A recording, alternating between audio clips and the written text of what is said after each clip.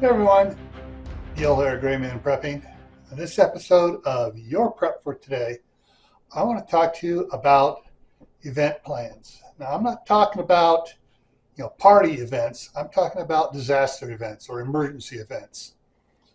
And what I want to talk about event plans is if you haven't started doing plans for events, disasters, emergencies that are common to your area, you need to start making a plan. Because if you fail to plan, you're actually planning to fail.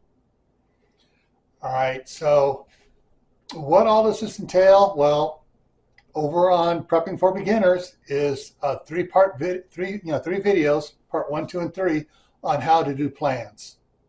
All right, so, but if you do have plans going, when was the last time you checked your plans? When was the last time you tested them to make sure it's going to work? So that's what I want to get you thinking about. Do you test your plans to make sure they're going to work? And then if you find out things that don't work, do you redo your plans to take that into account so that the next time you test it, it should work? All right. Now, when I say should work, you say, well, what do you mean? How's the plan going to fail? All right. Example. Say you have a power outage plan because you get a lot of ice storms and stuff and trees blowing down on power lines and stuff. Do you have a plan to make sure that your refrigerator and freezers stay functioning during the power outage? Does your plan include keeping your furnace, if you have a furnace, being able to run when the power's out to keep your house warm? Do you have a way to have lights if the power is out? So these are all different things to take into consideration.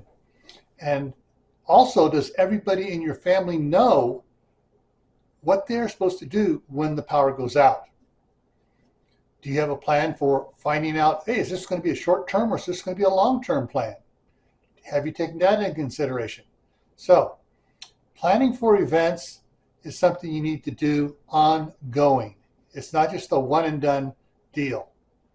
Because if you set it in stone, it's going to fail. It's got to be flexible, changeable, expandable. Basically, it's got to be a living plan to be able to succeed. All right? So, stay happy no matter what life throws at you. Stay safe. Don't go out and do anything foolish. Keep adding to your preps. Water, food, medicine, clothing, and skills. Try to add a new skill at least once a month. And I really think that there's something going to be going on this winter. Just a feeling from the information I've been getting. And you really need to step up your preparedness.